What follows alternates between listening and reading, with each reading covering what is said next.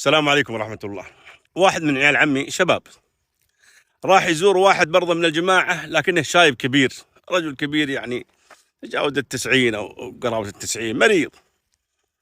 فزاره زيارة مريض وأخذ يتلطف معه ويعني يضاحكه ويسمع يعني من الكلام الجميل وكذا.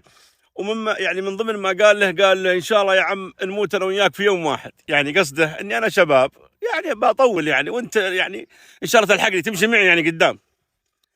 اللي صار سبحان الله مات الشايب بعدها بأسابيع، ومات هذا الولد الشباب رحمهم الله جميعا في يوم واحد. والله أن صلينا على الشايب الظهر وصلينا على الشباب هذا العصر ودفناهم في قبرين متجاورين. لا إله إلا الله.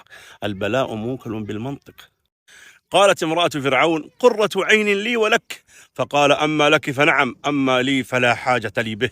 يقول النبي صلى الله عليه وسلم والذي أحلف به لو قال قرة عين لي لهداه الله، أو كما قال النبي صلى الله عليه وسلم البلاء موكل بالمنطق.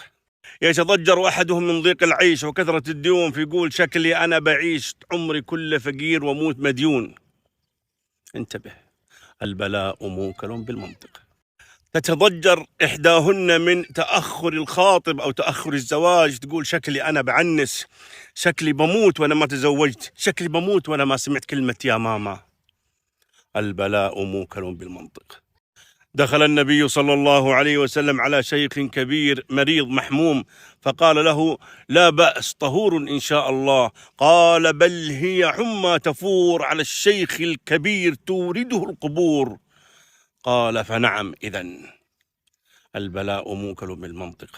ما خرج النبي صلى الله عليه وسلم حتى مات ذلك الرجل. هذه رسالة من محب، لا تقل إلا خيرا وأحسن الظن بربك وابشر بالخير. السلام عليكم.